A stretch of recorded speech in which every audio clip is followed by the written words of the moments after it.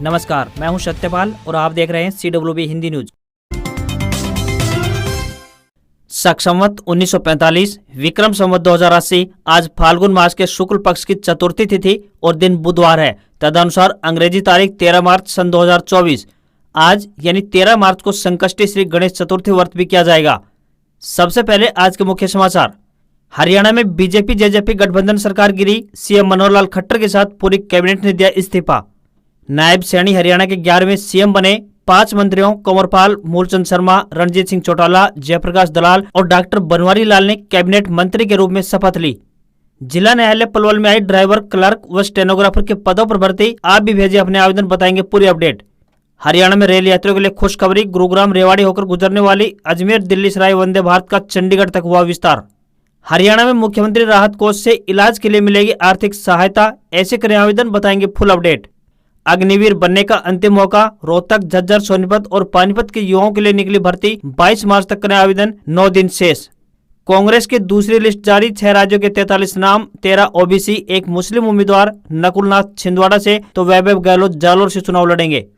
फरवरी महीने में रिटेल महंगाई मामूली घटकर 5.09% हुई। जनवरी में 5.10% रही थी। खाने पीने के सामान की कीमतें बढ़ी। देश में नागरिकता संशोधन अधिनियम लागू। नोटिफिकेशन हुआ जारी। गैर मुस्लिम पाकिस्तानी, बांग्लादेशी और अफगानी शरणार्थियों को नागरिकता मिलेगी। सूत्रों के हवाले से बड़ी खबर। दिग्गज बल्लेबाज Virat Kohli T20 world cup के लिए चुनी जाने वाली भारतीय टीम से हो सकते हैं बाहर। और राजस्थान के जैसलमेर में तेजस फाइटर जेट क्रैश। पोखरण में भारत शक्ति युद्धाभ्यास में शामिल था, इंजन फेल होने की वजह से हुआ हादसा। और अब खबरें विस्तार से। हरियाणा में मार्च में मौसम में लगातार परिवर्तन हो रहे हैं। बारिश की आशंकाओं के बीच सुबह में दिन के तापमान में बढ़ोतरी देखी गई है। अधिकतम तापमान 34 डिग्री सेल्सियस के आसपास पहुंच गया है। रात में भी कुछ ऐसे ही हालात बने हुए हैं। कुछ ऐसे जिले भी रहे हैं जहां लोगों को गर्मी का एहसास होने तक पंखे तक चलाने पड़े हैं। मौसम विशेषज्ञों का कहना है कि तापमान लगातार बढ़ने के कारण ही बारिश के आसार बन रहे हैं। मौसम वैज्ञानिकों के अनुसार 13 मार्च तक मौसम खुश्क रहने के बाद फिर से मौसम यू टर्न लेगा और सुबह के कई जिलों में बारिश के आसार बनेंगे। 14 मार्च को 12 जिलों में बारिश को लेकर येलो अलर्ट जारी किया गया है। इनमें पंचकुला, अंबाला, यमुनानगर, कुरुक्षेत्र, कैथल, करनाल, सोनीपत, पानीपत, सिरसा, फतेहाबाद, हिसार, जींद में बारिश के आसार मौसम वैज्ञानिकों ने जताए हैं।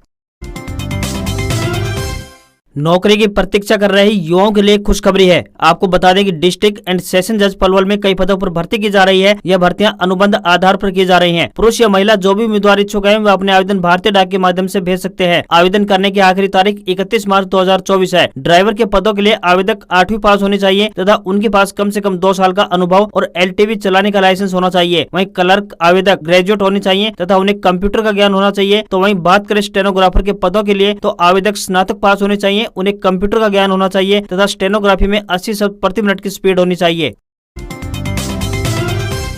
हरियाणा में बड़ी सियासी हलचल के बीच सीएम मनोहर लाल खट्टर ने अपने मंत्रिमंडल के साथ सामूहिक इस्तीफा दे दिया है। मुख्यमंत्री मनोहर लाल खट्टर ने राज्यपाल बंडारू दत्तात्रेय को अपना इस्तीफा सौंपा। हरियाणा में अब नया चेहरा मुख्यमंत्री नायब सिंह सैनी बनाया गया है। अब हरियाणा के अगले सीएम के तौर पर नायब सिंह सैनी ने शपथ ले ली है। मनोहर लाल खट्टर को करनाल से लोकसभा चुनाव लड़वाया जा सकता है। हरियाणा में बीजेपी जेजेपी गठबंधन को लेकर छाए संकट के बादल दूर हो गए हैं। हरियाणा में 1 से 2 लोकसभा सीटों की मांग कर रही दुष्यंत चौटाला की जननायक जनता पार्टी यानी जेजेपी को केंद्रीय नेतृत्व ने सिरे से नकार दिया। बीजेपी केंद्रीय नेतृत्व और राज्य संगठन सभी 10 लोकसभा सीटों पर खुद लड़ने के पक्ष में है और यही गठबंधन टूटने की बड़ी वजह भी रही है। बता दें कि दुष्यंत चौटाला ने सोमवार को दिल्ली में बीजेपी के राष्ट्रीय अध्यक्ष JP नड्डा से मुलाकात की थी। इसके बाद सीएम मनोहर लाल खट्टर ने चंडीगढ़ में सोमवार देर रात और मंगलवार की सुबह 11 बजे के आसपास इमरजेंसी बैठक बुलाई। इस बैठक में सभी मंत्रियों, विधायकों और सरकार को समर्थन दे रहे निर्दलीय विधायकों को न्योता दिया गया था। हरियाणा में 90 विधानसभा सीटें हैं। इनमें से कुल मिलाकर 41 बीजेपी के पास तो 30 कांग्रेस, 10 जेजेपी और 1 INLD और 1 हलोपा और 7 निर्दलीय हैं। बहुमत के लिए 46 सीटें चाहिए। ऐसे में जसपा के गठबंधन तोड़ने पर भी भाजपा के पास कुल मिलाकर 41, 7 निर्दलीय और 1 हलोपा विधायक का समर्थन है। इस तरह भाजपा के पास बहुमत के 46 के आंकड़े से 3 ज्यादा सीटें बन रही हैं। कुरुक्षेत्र से भाजपा सांसद नायब सिंह सैनी हरियाणा के 11वें मुख्यमंत्री बन गए हैं। उन्होंने मंगलवार शाम चंडीगढ़ स्थित राजभवन में शपथ ली। शपथ से पहले उन्होंने मंच पर पूर्व मुख्यमंत्री मनोहर लाल खट्टर के पैर छुए। सैनी के बाद कंवरपाल, मूलचंद शर्मा, रणजीत सिंह चौटाला, जयप्रकाश दलाल और डॉक्टर बनवारी लाल ने कैबिनेट मंत्री के रूप में भी शपथ ली। ये पांचों खट्टर कैबिनेट में भी थे। नई सरकार ने आज यानी 13 मार्च को विधानसभा का सेशन भी बुला लिया है, जिसमें फ्लोर टेस्ट होगा। नए सीएम ने कहा है कि हमने राज्यपाल को 48 विधायकों के समर्थन का पत्र सौंपा है। नए सीएम नायब सिंह सैनी मनोहर लाल खट्टर के करीबी हैं। 27 अक्टूबर 2023 को ही मनोहर लाल की पैरवी पर उन्हें हरियाणा भाजपा का अध्यक्ष बनाया गया था। नायब सैनी ने मुख्यमंत्री पद की शपथ लेने के बाद कहा कि पार्टी ने जो जिम्मेदारी दी है उस पर 100% खरा उतरूंगा। सैनी ने कहा कि बड़ी जिम्मेदारी मिली है। साथ ही पीएम नरेंद्र मोदी समेत भाजपा नेताओं ने सैनी को सीएम बनने पर बधाई दी है। इससे पहले मंगलवार सुबह मनोहर लाल खट्टर ने बीजेपी और जननायक जनता पार्टी यानी जेजेपी का गठबंधन टूटने के बाद मंगलवार सुबह 11:50 पर राज्यपाल बंडारू दत्तात्रेय को अपना इस्तीफा सौंप दिया था। गठबंधन टूटने के बाद जेजेपी ने भी दिल्ली में अपने विधायकों की बैठक बुलाई। पार्टी के 10 में से 5 विधायक इस बैठक में नहीं पहुंचे। ये सभी बीजेपी के संपर्क में बताए जा रहे हैं। इस मीटिंग में जेजेपी के सिर्फ 5 विधायक पहुंचे। इनमें दुष्यंत चौटाला, नैना चौटाला, अनूप धानक, अमरजीत डांडा और रामकरण काला शामिल रहे, जबकि रामकुमार गौतम, देवेंद्र बबली, रामनिवास सुरजाखेड़ा, ईश्वर सिंह और जोगीराम सिहाग मीटिंग में नहीं पहुंचे। जसपा आज यानी 13 तारीख को हिसार में रैली कर अपनी अगली रणनीति का ऐलान करेगी। जेजेपी लोकसभा चुनाव में हरियाणा में 1 से 2 सीटें मांग कर रही थी, जबकि बीजेपी का केंद्रीय नेतृत्व और राज्य गठबंधन सभी 10 सीटों पर खुद लड़ने के पक्ष में दिखाई दे रहा है। यही गठबंधन टूटने की बड़ी वजह भी बनी। बता दें कि इंडियन नेशनल लोकदल से 2 फाड़ होकर अलग पार्टी बनी जेजेपी ने साल 2019 में प्रदेश की सभी 90 विधानसभा सीटों पर चुनाव लड़ा। हालांकि चुनाव से 1 साल पहले बनी जेजेपी ने इस चुनाव में 10 सीटें जीती। जेजेपी को इस चुनाव में जाट वोटर का अच्छा खासा समर्थन मिला था। बीजेपी को पूर्ण बहुमत न मिलने के कारण जेजेपी के साथ गठबंधन कर सरकार बनाई गई। मुख्यमंत्री मनोहर लाल खट्टर तो उप मुख्यमंत्री दुष्यंत चौटाला बने। भाजपा हाईकमान ने लोकसभा और विधानसभा चुनाव से ठीक पहले हरियाणा में अपना सीएम बदल दिया है। मंगलवार को जननायक जनता पार्टी यानी जेजेपी से गठबंधन तोड़ते हुए मनोहर लाल खट्टर ने अपनी पूरी कैबिनेट के साथ इस्तीफा दे दिया। इसके बाद हुई विधायक दल की मीटिंग में 54 साल के नायब सिंह सैनी को नया नेता चुना गया। अब वे हरियाणा के नए मुख्यमंत्री होंगे। ओबीसी समाज से आने वाले नायब सिंह सैनी कुरुक्षेत्र लोकसभा सीट से पार्टी के सांसद हैं। बिना विधायक बने सैनी 6 महीने सीएम रह सकते हैं, यानी वे सिर्फ 11 सितंबर 2024 तक इस पद पर रह सकते हैं। उन्हें या तो इससे पहले विधानसभा की कोई सीट खाली करवाकर वहाँ से उपचुनाव लड़ना पड़ेगा या फिर विधानसभा समय से पहले भंग करनी पड़ेगी। तीसरा ऑप्शन ये है कि वह मुख्यमंत्री की कुर्सी से इस्तीफा दे दें और फिर दोबारा शपथ ले लें। हालांकि इसकी संभावना कम ही दिखाई दे रही है। हरियाणा की मौजूदा विधानसभा का कार्यकाल 2 नवंबर 2024 तक है। नायब सैनी ने अंबाला में भारतीय जनता युवा मोर्चा जिला महामंत्री पद से अपना राजनीतिक जीवन शुरू किया था। वे 9.5 साल मुख्यमंत्री रहे। मनोहर लाल खट्टर के करीबी हैं। पार्टी ने जाट समुदाय से आने वाले ओम प्रकाश धनखड़ को हटाकर 27 अक्टूबर 2023 को ही नायब सिंह सैनी को हरियाणा बीजेपी का अध्यक्ष बनाया था। हरियाणा में 22.2% जाट वोटरों के बाद दूसरे नंबर पर ओबीसी वोट बैंक आता है। कुल आबादी में ओबीसी वोटर 21% है। हरियाणा में बीजेपी हमेशा से नॉन जाट की राजनीति करती आ रही है और सैनी को मुख्यमंत्री चुनकर पार्टी ने एक तरह से साफ कर दिया है कि वह आगे भी इसी राह पर चलेगी। कुरुक्षेत्र से भाजपा सांसद नायब सिंह सैनी हरियाणा के नए सीएम होंगे। नायब सिंह सैनी का जन्म 25 जनवरी 1970 को अंबाला जिले के छोटे से गांव मिर्जापुर माजरा में हुआ। उन्होंने बिहार के मुजफ्फरपुर स्थित BR अम्बेडकर बिहार विश्वविद्यालय से ग्रेजुएशन और मेरठ के चौधरी चरण सिंह यूनिवर्सिटी से LLB की डिग्री ली है। इसके बाद राजनीति में उतरे। राष्ट्रीय स्वयंसेवक संघ यानी RSS से जुड़े रहे। सैनी को संगठन में काम करने का लंबा अनुभव है। वह 1996 से हरियाणा भाजपा के संगठन में काम करते आ रहे हैं। 2002 में वह अंबाला में भारतीय जनता युवा मोर्चा के जिला महामंत्री बने। साल 2012 में नायब सैनी प्रमोट होकर अंबाला में भाजपा की जिला इकाई के अध्यक्ष बने। साल 2014 के विधानसभा चुनाव में पार्टी ने उन्हें अंबाला जिले की नारायणगढ़ विधानसभा सीट से टिकट दिया, जहां से वे विजयी रहे। साथ ही मनोहर लाल खट्टर के पहले कार्यकाल में वह 2016 में राज्य मंत्री भी बने। 2019 के लोकसभा चुनाव में पार्टी ने उन्हें कुरुक्षेत्र से सीट से उतारा, जहां से वह विजय रहे। भाजपा ने 27 अक्टूबर 2023 को उन्हें हरियाणा में पार्टी का प्रदेश अध्यक्ष बना दिया। परिवार में उनकी मां कुलवंत कौर, बेटी वंशिका और बेटा अनिकेत सैनी है।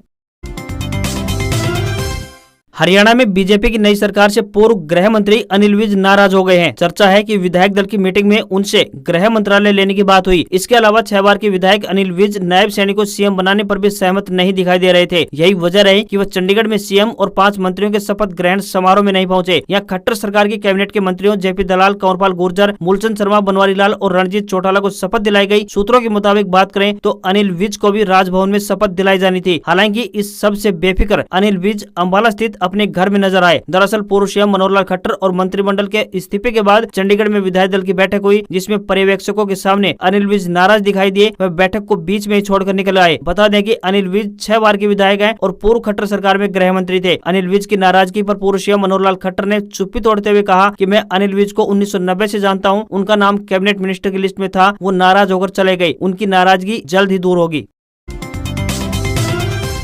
गवर्नर हाउस में नई सरकार का शपथ ग्रहण समारोह शुरू होने से लगभग 5 मिनट पहले शाम 5:10 पर दुष्यंत चौटाला ने सोशल मीडिया प्लेटफॉर्म एक्स पर एक पोस्ट करके पूरे घटनाक्रम पर अपना पहला रिएक्शन दिया। हालांकि इस दौरान दुष्यंत ने गठबंधन टूटने या फिर भाजपा की नई सरकार की शपथ लेने के बारे में कुछ नहीं कहा। उन्होंने सिर्फ हरियाणा के लोगों का धन्यवाद किया। दुष्यंत चौटाला ने लिखा, सभी हरियाणा वासियों को मेरा नमस्कार। आपने मुझे हरियाणा के उप मुख्यमंत्री के रूप में प्रदेश की सेवा करने का अवसर दिया। इसको मैं अपना सौभाग्य मानता हूँ और हरियाणा के प्रत्येक व्यक्ति का दिल की गहराइयों से आभार प्रकट करता हूँ। हरियाणा के हित और जनता के कामों के लिए आपका समर्थन और सहयोग मेरे लिए हमेशा ऊर्जादायक रहा। सीमित समय और सीमित संख्या के साथ हमने दिन रात हरियाणा के हितों की रक्षा के लिए लगाए। हमने हरियाणा के हर वर्ग और हर क्षेत्र के काम सरकार में करवाए। हमारे मुश्किल और संघर्ष के दौर पर आपने हम पर जो भरोसा जताया और जो साथ हमेशा दिया, इसके लिए मैं आपका सदैव आभारी रहूंगा। मैं आपको विश्वास दिलाता हूँ कि जननायक चौधरी देवीलाल जी के कदमों पर चलते हुए मैं हरियाणा और यहाँ के लोगों के हितों की रक्षा के लिए सदैव समर्पित रहूंगा। हरियाणा के लोगों की सामाजिक और आर्थिक सुरक्षा के हमारे प्रयास लगातार जारी रहेंगे। सहयोग और साथ के लिए प्रत्येक हरियाणा वासी का आभार प्रकट करता हूं। शाम तकरीबन 5 बजे के आसपास दुष्यंत चौटाला ने सोशल मीडिया अकाउंट्स का बायो भी बदल लिया है। सोमवार सुबह तक सोशल मीडिया प्लेटफॉर्म एक्स पर उनके बायो में डिप्टी सीएम हरियाणा सरकार लिखा हुआ था, जिसे शाम को उन्होंने बदलकर पूर्व उप मुख्यमंत्री हरियाणा सरकार कर लिया।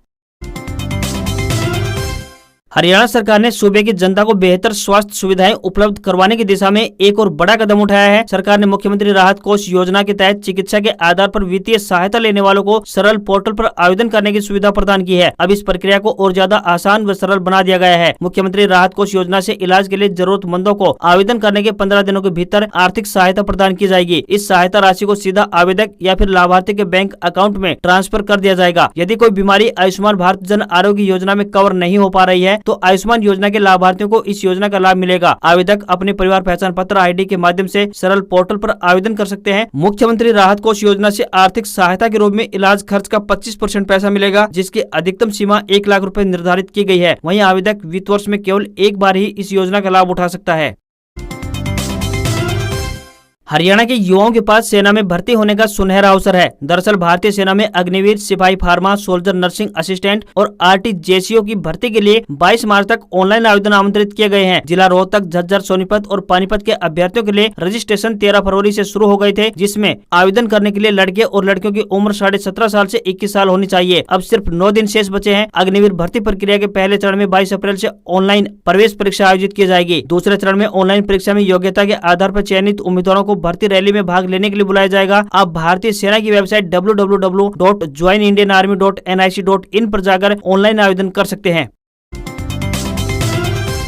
हरियाणा में यात्रियों के लिए एक अच्छी खबर सामने आई है। भारतीय रेलवे ने रेवाड़ी गुरुग्राम के रास्ते सफर करने वाली Ajmer Delhi Sarai Ajmer Vande Bharat superfast express train का चंडीगढ़ तक विस्तार कर दिया है। यह ट्रेन 14 मार्च से चंडीगढ़ तक चलना शुरू हो जाएगी। इससे गुरुग्राम व रेवाड़ी के लोगों को चंडीगढ़ जाने के लिए एक और अतिरिक्त परिवहन सुविधा उपलब्ध होगी। बता दें कि train number 20,977 Ajmer Chandigarh Vande Bharat superfast बुधवार को छोड़कर 14 मार्च से अजमेर से सुबह 6:20 पर रवाना होकर दिल्ली कैंट पर सुबह 11:30 बजे पहुंचेगी और उसके बाद 11:40 पर प्रस्थान कर दोपहर 2:45 पर चंडीगढ़ पहुंचेगी। इसी प्रकार train number 20,978 Chandigarh Ajmer Vande Bharat superfast बुधवार को छोड़कर 14 मार्च से चंडीगढ़ से दोपहर 3:15 बजे रवाना होकर दिल्ली कैंट स्टेशन पर शाम 6:23 पर पहुंचेगी और शाम 6:33 पर प्रस्थान कर रात 11:55 पर अजमेर पहुंच जाएगी।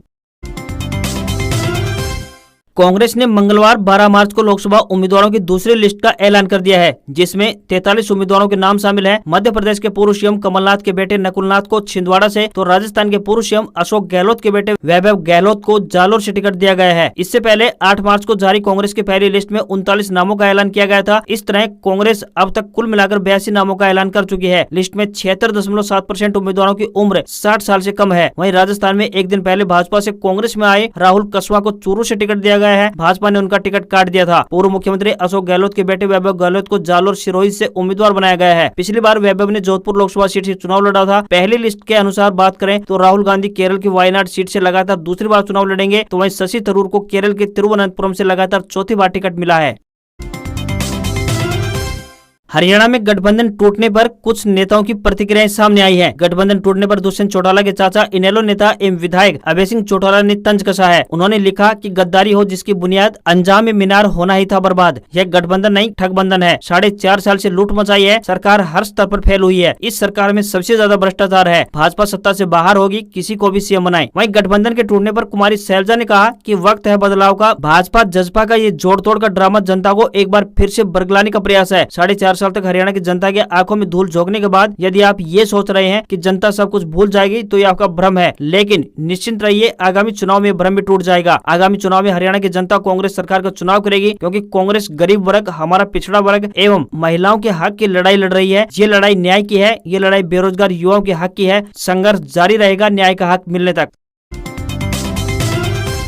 भारतीय शेयर बाजार में तेजी दिखाई दी। सेंसेक्स 165 अंक की बढ़त के साथ 73,667 के स्तर पर बंद हुआ। वहीं निफ्टी में भी 3 अंकों की तेजी दिखाई दी और ये 22,335 के स्तर पर क्लोज हुआ। सेंसेक्स के 30 शेयरों में से 22 में गिरावट और 8 में तेजी देखने को मिली है। वहीं 24 कैरेट के 10 ग्राम सोने की कीमत 65,615 के स्तर पर पहुंच गई है। साथ ही 22 कैरेट प्योरिटी वाला 10 ग्राम सोना 60,103 रुपए का हो गया है। इसके अलावा 999 प्योरिटी वाली 1 किलोग्राम चांदी की कीमत की बात करें तो 72,766 रुपए प्रति किलोग्राम के स्तर पर पहुंच गई है। वहीं $1 का रेट 82.84 के स्तर पर क्लोज हुआ। आज खबरों में बस इतना ही। देखते रहिए आपका अपना हरियाणा का सबसे बेहतरीन news channel CWB Hindi news. नमस्कार। इसी आशा के साथ आपका दिन शुभ हो।